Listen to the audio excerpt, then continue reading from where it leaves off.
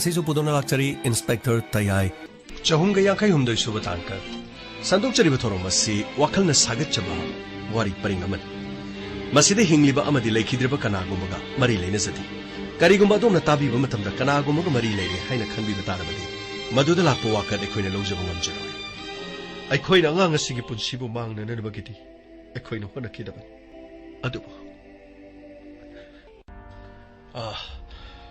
shukil dubo lak labra lak tribra tawri sibo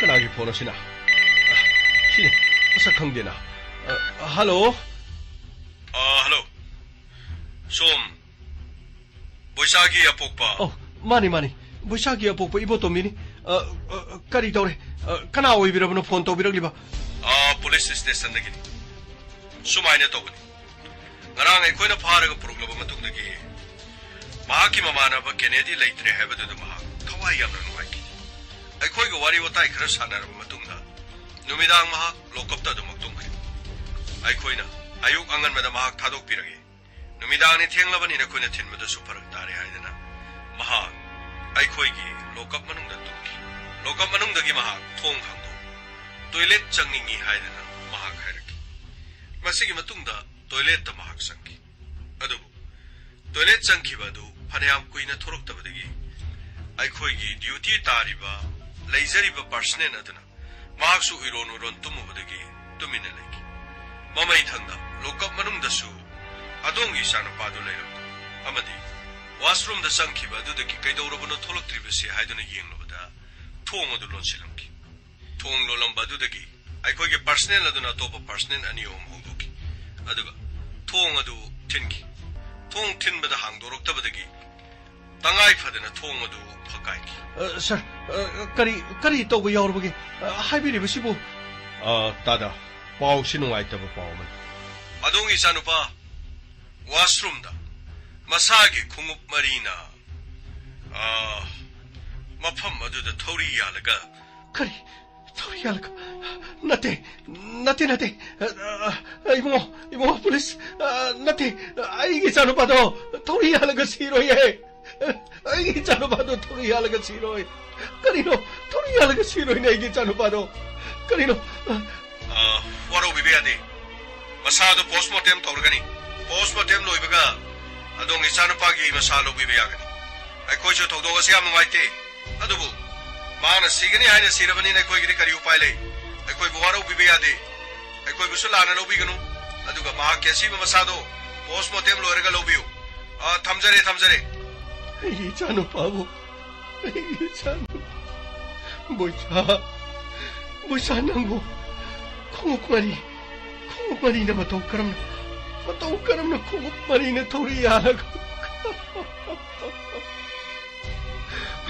아이 다 잡았는데, 아이 자노 빠나 lokappanung dalay toilet 토리야노는 시그네 할바이 다 잡았는데, 마시푸나마 아이 폴리스 강보도 얌나 찍네 걔네들이 뭉마능나 마하키 미시에도 뺀다바데기 마하카 띠나바 마마나 마시다 소이데나 폴리스도 탕잘락부 소이데나 오이랑무니 아두가 뿌나마가세 아이 자누파도 따이네나바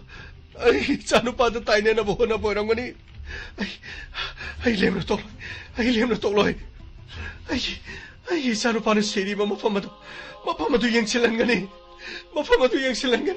아이 감동가니 아이 오켈라두기 만학다 찰라가 아이는 컴플레인 떠가니 아이 자누파 보이사기 미치다 이 타자봉감대 자누파 보이사 아이 보이사 낭보 이 바보 타독도는 잘라버려 보이자 낭다거리게 타루야라가 시게 너리면 보이자 낭디 본시모 마삭얌나 문나 강만해 보이자 그리기 바보 타독도는 낭나 짤까되게 포스트모템 리포트 시기네 누가 아이 ay ukil ki marata sa kani. Ay, police station naman doon susat kani. Ay, complete daw kani. Ay, sana pa boy sa akin na mga sumapang na ba? Sana pa boy sa akin na mga sumapang na ba?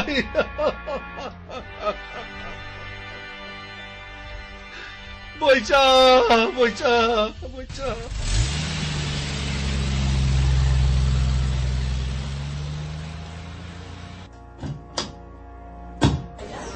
Sir, Boysagi misi esi matang sir. Kari happening sir. Hoji makili Boysagi misi esi masa mathanda kaadi manungda thori al sivne have se hari. Adubu ako investigation tawna ba. Higher authority gi ya badung lai. Sir, pikraba ka manung adu da khung marina thori ya laga siya sibu sir. Masibu police ki head custody makta da thokpo sibu sir. Police na mahako won ai badagi khang mungam de na.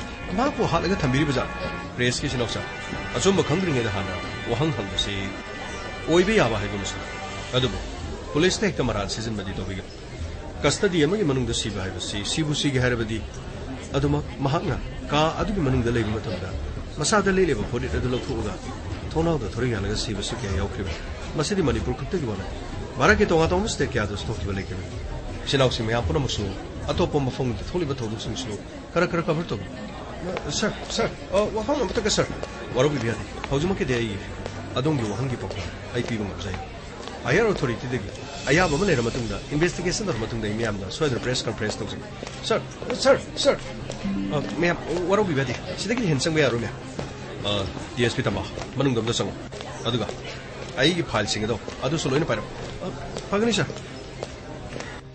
mathase thina saga dori tawri bathabaks case asida sumbaran ba karino haiba khangdringi da press men sing asina तोंगा मौफम Singh से हेक्ट फोंदोन होना मियाम Marol social media से मखुन seasoning मोंग season sir अमता संजरगे sir तबा संग आई Y करीनो नखुने तोरिसे हौजु फावदा करीगुम लालांजिन मतो पथोप ngमदिस कइनो sir मफम मदुदा investigation मगे team mama चनन मगे the same सा investigation अमगे team mama चनन मगे सेम सा बनति राइट नाउ हौजु मफम मदुदि चतना नखुने थिसिंगदा अदुगा आइने फॉर्म सुपारी बसी मिनिस्टर वाफम असिदेंगोना कॉल तौरुक्लबदिने आई यामना ना थैचारर सर अतुब मतमदा चनना मोहन जरकी अदुगा डीएसपी तंफा मफम अदुगी इंचार्ज ओरिबा आरके थेको हानदिगी एनकाउंटर द ममिंग यामना लेरबा मी अमक अदुगा तोंगान मफम क्यादा मिहाक मिपुनगी थौदो क्यादा यामना चेनखरबा यामना हिसिंग अदुगने मफम अदुदा चलगा निंगथिजना अमुक्तो मुना थिजर अदुगा केस असगी मतंगदा पोस्टमार्टम रिपोर्ट अदुगा लेखिद्रब अदुगा तिनरम केनेडी की मतंगदसु अकुप रिपोर्ट मा इमीडिएट सर आई हौजमक चसरकी अदुगा डीएसपी दबा चीफ मिनिस्टर न कॉल तौत्रिंगेदा आई टेबल द पखुम लेबा पामे फगनी सर आई हौजिक चसना बतौजरकी क्विक फनी सर कॉल तौतुनो करिनो माना तोरि थबस असेंग चुमदु करमनो खंद्रे फोन पारी से कनानो सर आई आरके थेको करीनो मियाम नंगांगनरिसिबो प्रेस मीडिया द ngangnariba मैम करीनो नखोने तोरिसिबो सर एखोइना करीगुम त सतगी बलेते सर कस्टडी दुगी मनुंगदा मा नियम चुमनो वाहं पंग तोकी पोबो सेबो तोकी सर अदुबो सर मा की ममानब केनेडी मा के यामनो लुनतिने ममानब तु लेतबु द मा थवा यामनो नुंगाइकिति अदु माक युमदगी थोखिबा मतमदा सिबा मसावइना फंगनी सर मा पु वाहं पंग जकिबा कक्तनी आरके थेको वाहं पंगबु मतमदा खुसित खुनान थोकता थवाई मा खिबदि नतेको सर अदुगुम करिगुम अमता लेते सर आइगे लेचरि बेसे नाउसिंग मया पुनो मथलो हंबिबि यानी सर अदुदि नंगा पुना लेमिनबनिदना नंगा सामिन थमिनबा नंगा मफम अदुदा लेबनिना नंगने हेना लुना लौरोइद्रो सर अदुगुम वफम करिबदा लेते सर आरके थेको केनेडी की मिसिना मतौ करम नसीबा मधुगी इन्वेस्टिगेशन अदुगा मधुगी पोस्टमार्टम की रिपोर्ट लोइनेना बोइसा की मिसी अदुगी पोस्टमार्टम की रिपोर्ट आई पा अदुगा अथुब मतम मफम असिदा नियम चुमनि होलकदम लंबीदा सेमदोक सादोक अमदि थैदोक खिबि यार अदुगा मसी मसुको आइना अतोप copy खरसु मफम असिदा थारकनबगी हाइख्रे नंगना पिरक्कदोरिबा अदुगा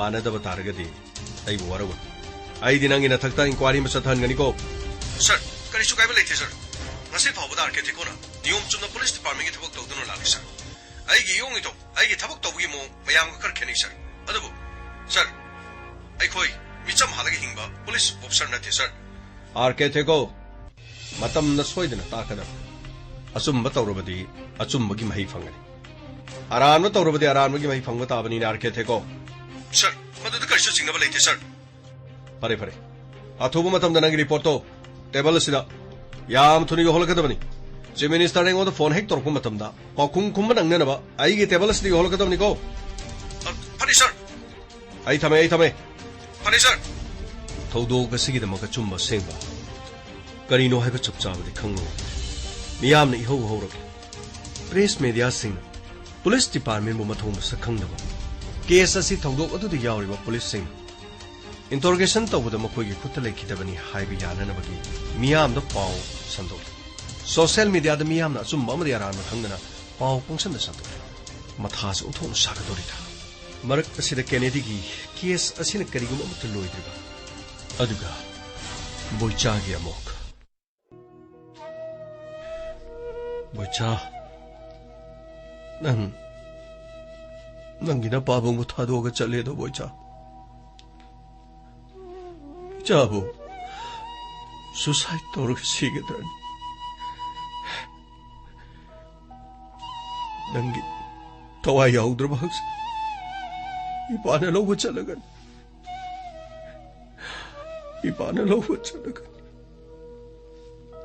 Mapahawi ba amatan? Asiba matsagi haksangda. May suba pamlamloy ko boycha.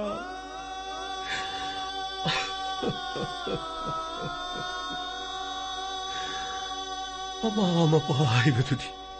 Matsa na maisuga naman. Matsabo. Karamba mama paano maisuga na gini mo siya?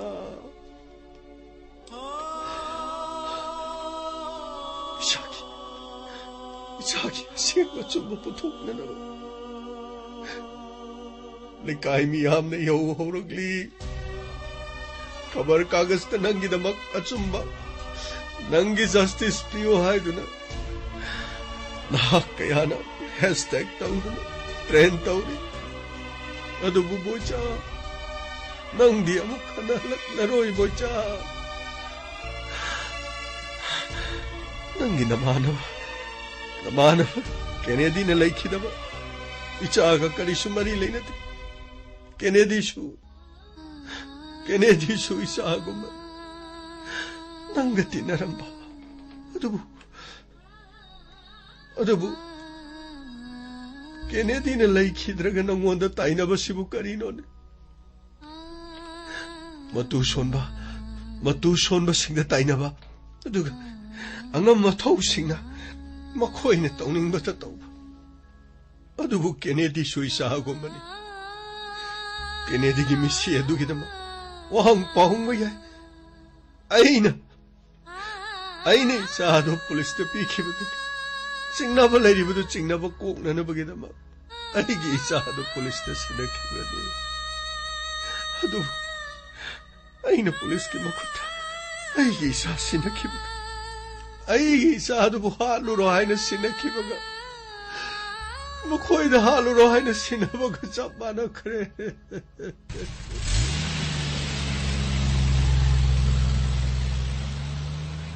Kanano? Oh. Ukil sahib, kakad pirok siya. Kakad pirok. Sila laser. Pambam sila. Pambiyo. Yama. Yari. Masadi karam kandalo hay ki. Ibong hukil sir, masadi, postmortem story ka, masalaw hay bin. Ano ba, makoy, suwede na polis na phone tarukin. Ayam se, loy na ngay naribas, sagay natin. Kairo le kay gimising mayam po naman. Ano ba, kil sir, ay sano pa boy sa, toriyan na sibin natin. Social media isabi kaya siba masado ay suuri थोंनाव अदुदा नेमख्रब थोंनाव अदुदा खुंगुप मरी अदु किसलगा मंगक सम अदुदा अदुगा मखोंग अदुना लेबाक्ता सोरो सोरो चिंगगा उकिल साहेब अईगी इचानुपादुबु अदुमना suicide तौगदरनि हाइबियोने उकिल साहेब अदोंगा उबु मतमदा करी हाइना उबगे तारा तसेनमकिदी सिरिबा मिसी अदुदी suicide नथ्रे मसिदी याम सेंगना वाफम अइना उकिल अमु ओय हाइदना अइना हाइजिनबा नथि अदु असिगुम्बा केस कया असिदा यामना थाजना अखोइगी सनालेपाक मणिपुरसिदसु मतम कयागी ममांगदि थोक्तनाले तोइना थोक्ते हाइबगी वा कस्टडीदा वाहंग पाहंगबा चिंगनबगीदमक्ता पुलिसना फारगा करिगुम्बा अमगी मरमदा खंगनब होनबदा थक्चिन चासिलगा यू थक्चलगा फारकलिबा मियोय अदुबु एक्यूज अमनि खन्नुना यामना तमथिना ताथि तवैना फुबीबा चेबीबा अंगप थौदो कया थोक्रबा हंदकी मतंगसितादा अदोंगी चानुपा बोइसागी पुनसिदि मांखरे हाइबबु बोइसाना अमुक हना मालेमसिदा हलक्त्रबसु बोइसागी हक्तक असिदा बोइसाना मी अमा ओइना पोक्लमबगीदमा बोइसागी मिसी असिगी मतंग असिदगी अमुक हना थोक्तननबा असुमना थोक्पा यादे हाइबदु परा अमा तमननबगी तंजादो हंदकी मतंग सिदा ओइरबनी तादा किल साहेब अदुबुदी यामना फरे अदुबु अईगी चानुपा बोइसादि हलक्लरोय उकिल साहेब अमुक हना नक्लरो लाइरबा मपा आइना युम मसिदा थोंगबा चांग नोंमतसु हाउते हाइकिदि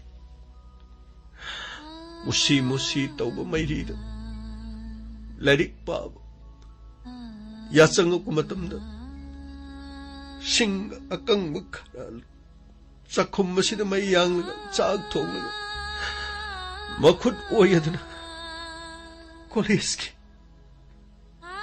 कॉलेज की प्रैक्टिकल गिनी हाइदना यामना निंगमलक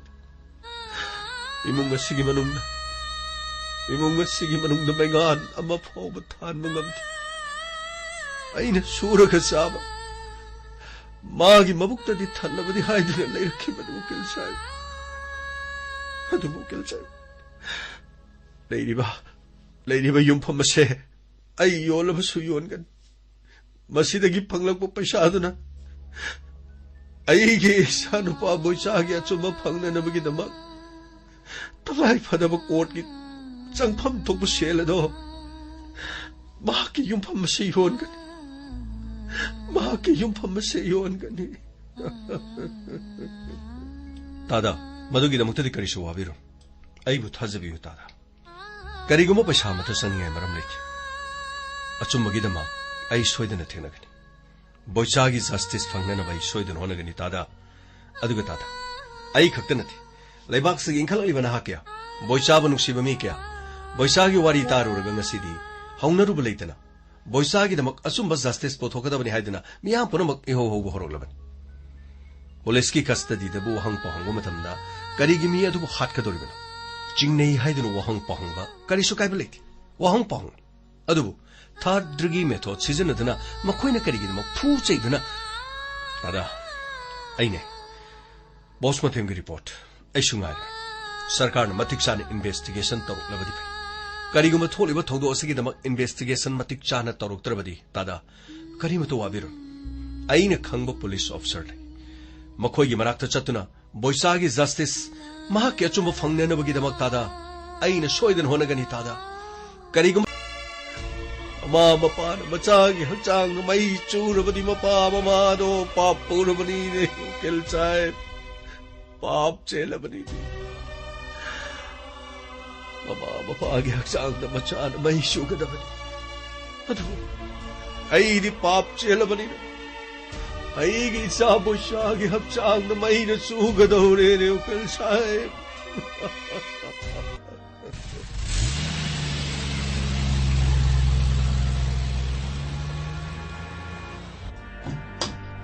चंगो ओए नखोइ लोइनमक चंगो यस मैडम सरदा आई 호렌 포토세 너희는 가다 신부통 가거든요. 파니메다. 그 미몰 레이트라. 시들레. 아이, 너희 가나가나래. 매டம். 인차르스 가 레그래. 가들리. 거기로. 파니메다. 비키, सरदा, तोमिनो, शूर, yes मैडम। आईने हाई की बसिंग दो, फजना मफ़ो मसीदा, थबक नसाना, मुन्ने यंग लगा लोइना पांगतो कदम। yes madam. के याद कोई ये बनोने। थोलो हाइने कोकी बसु, मरोन हाई रहती। अदुगा, मनुंग मसीदा तुम नहीं रमाले। उशित्री भाई बदोर माले। लो, संग लो, मनुंग तो संग। yes madam. चलो। करी नमुना।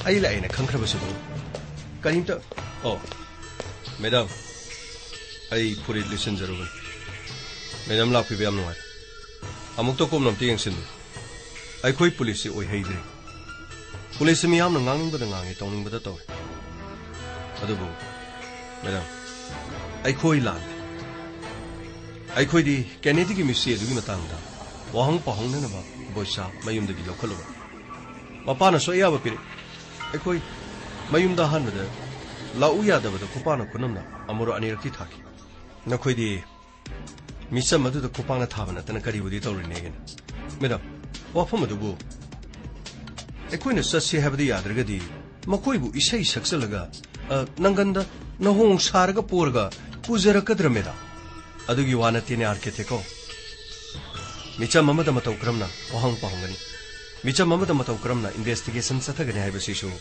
परामनी चाक साब हाइबसिसु हेक्ता चाक ओइना मफम अमदा लेबना चाक ओइद्रिङेदा फौ ओइगन फौसु फौ ओइरकना होनबदा याम अदु फौदगी चेंग ओन चेंगदगी चाखुम यौरकपा चाखुमदगी चाक ओलक लबसु मधु खकना साबा यादबनिना चाक अदुदगी मु इंसांग हाइबमा यावननबगिदमा मखल नि होनरिसु अदुगा चाक अदुना इंसांग अदुगा तोलबा मतमदा चारबा मतुंगदसु ताइबु मियोइबना हाउबा हाउतबा महाउ लेबा लेतबा पुक थंदा मसी पुनमक्से कयादा यामख्रबा मसी अराइबा मतु अखोइना मी अमबु चिंगनरे हाइदुना हेक्तम फारगा वाहंग पाहंग बाइबसिसु अखोइना मरम खरदी नैनाफम थु हाइबदी मी अदो चिंगनबा खक्तगी मरालदी लेरे हाइने हेक्ता लोगदि या चिंगनरबनी हाइदुना हेक्ता सीबा मखै फुबा चैबगी थबक चथरबदी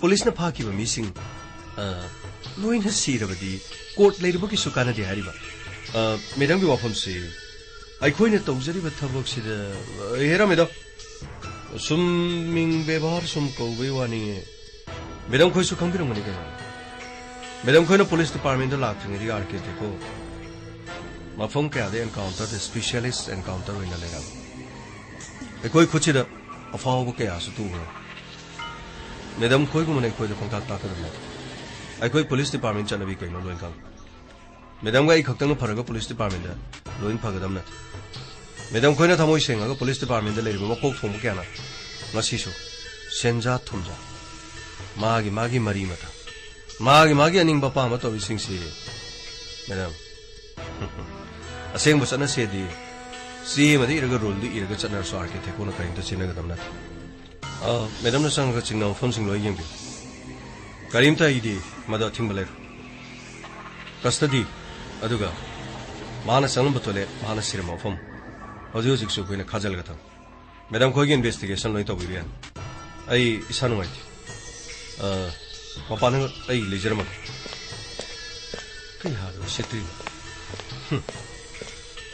फरे बिकी मैडम तो मिनो मैडम शोर संगसलो फने मैडम सरदा इबानी ने सिस्का संगसलो होय मैडम यो मफम से तोरिसियो सिबु कस्टडी ने मफम असिदा सुक यामना मोना इयो स्वाइदिगा तारिब इसिंगसि हानगी इदि मानदिसे मैडम स्वाइ मफम सिदि इसिंगना सामथोखिबसु माल इ चुबुगी मोंगदा लेरगा इ तैथोखिबगी गुम्बा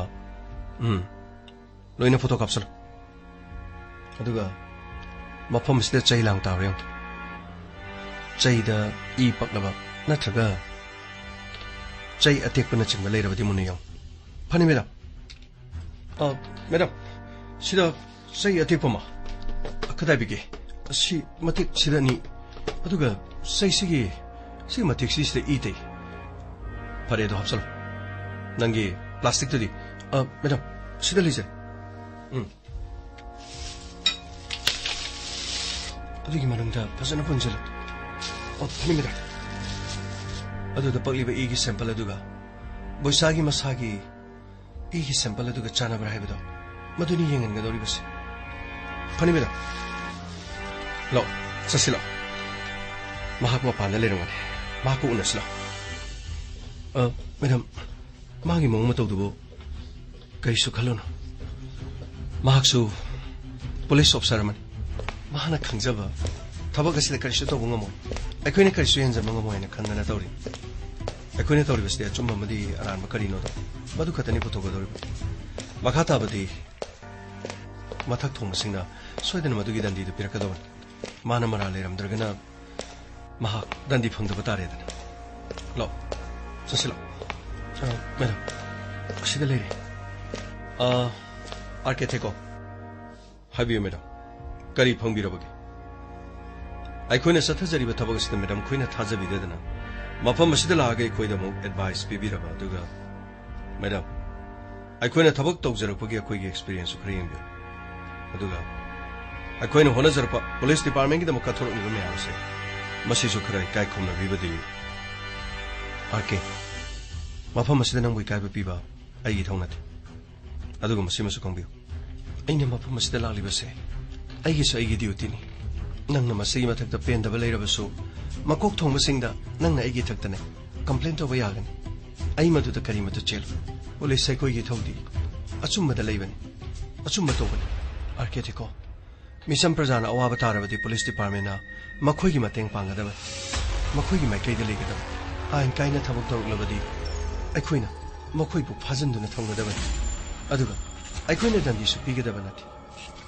अखोइना मखोइगी विटनेस अदु लौरबा मतुंगना अखोइना कोर्ट मखोइबु पुथोकलगा कोर्ट अखोइना रिपोर्ट लांखलबा मतुंगदा कोर्टना मदुगी आईपीसी गी सेक्शन गी मतुंगना माना तौजरुबा थबक अदुगिदमा दंदी पिगदबा अखोइगे दंदी पिबिया अखोइना मीबु फारगा फुबा चैबा मदुसु यादे तंगाई फदना चिंगनबा लेरबदी वाहंग पाउंगबा खक्तन मखोइगी पुंची मांगनबा अखोइना तौबा यादे यामना चुमना ताकपिरे मैडम अदुबो मैडमना ताकलिबसिंगदु आई खंगदे हाइबगिरा नो अदुगुमा करी मता लैथि आइगिदि मफम असिदा लाय आइगी थबक लोरे अदुगा सी मसिगो दर्सिगा सिना करी पाबिरो लोइनी इरबनी ओ केस असि लोइद्रिबु फावबदि हेडक्वार्टर दो ओइना लाकदबनी अदुगा केस लोइरबा मतुंगदा हानगी पोस्टिंग द चटपे यागनी हाइबदि आई सस्पेंड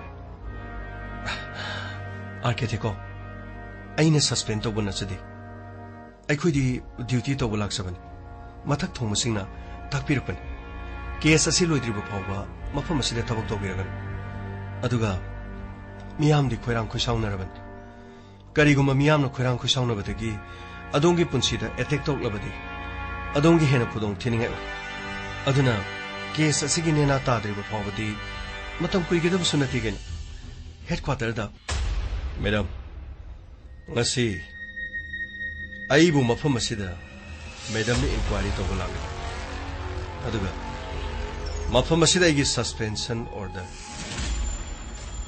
याय नखोइ लोइनी नखोइ न पान फरिंगी मतमदा नखोइ लोइना पान अदुबो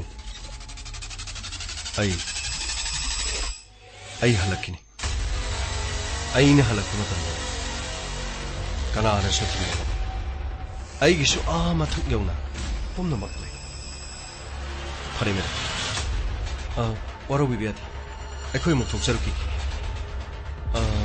वाफम अमना ngara boichagi makokta chaina kanada tekhiba chaido ai nakta leisari Say it, Loshin do not Tamada, Hazana Loshin Mangamodraman. I am Saruki. Curry. Nuragi. Hey, no quick ready. No quick allegate. Sir. Sir. Tankalina Tomarista.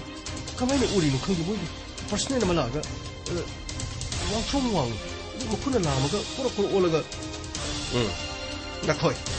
Nakoi any money. Nakoi Amatri.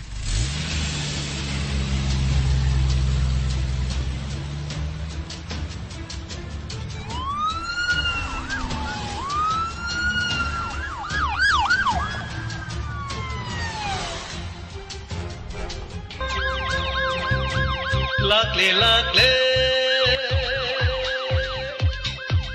Inspector, tayay,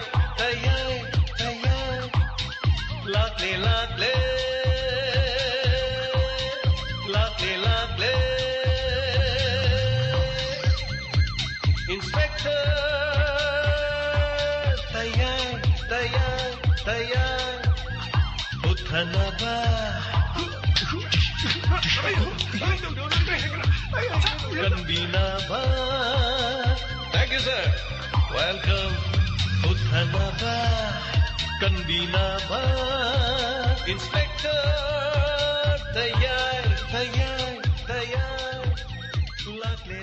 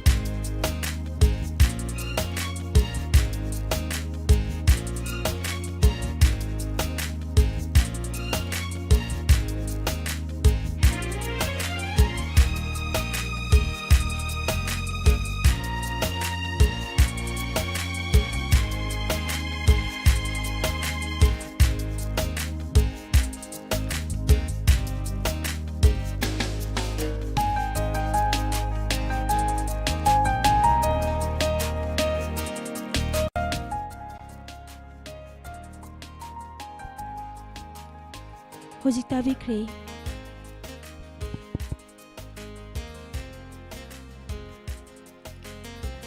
Inspector tayai chahumga yangkai ga humdoi suba tangka. Inspector tayai wari tabi kiba YouTube live televi kiba pumna mukpo hana thaga chari. Icheran jita kaisam. Madam Indu oinam. Ngasigi wari yamna fajai. Thank you. Ichelang lenton asem. Chahumga yangkai ga humdoi suba wari yamna fajai sir. And habirak pa thaga chari ise. Madam Asarani Kontaujam. Madam Samabala Samurai Lakpam. Imam Manitombi Asem. Wari se yamna fajai and habire thaga chari ima. Madam Padama Tongbram.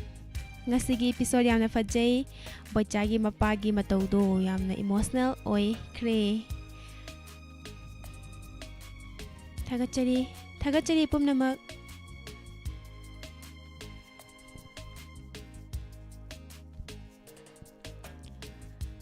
Imangang bitonong thombang. Thaga chari mayam pum namang asigi sadok sakiba inspector tayai wari asibo. Tongan ba platform singda thauram tabiduna bining tabiduna mapung pahan biri ba pum namok po haningai letana thaga chari mathangi thauramda life talent हन की थौरम मयाम पुना सरुक यामिनसी life talent हन की थौरम दा अदम अदम ना खंगजा हैजबा सैरेंग वारी मचा नचिंबा अदम खुदोल तंबीबा यागनी अदुबो इसै दी लाइफ टेलेंट हन की थौरम दा तौबिरक्तनबा लिसनर कुदिमकी मफमदा खंगहनजरी हजिकी रदी पुनमकपु हन हन थागत चबगलुना मयामदगी मिकुप खरदंग लापथोकजरी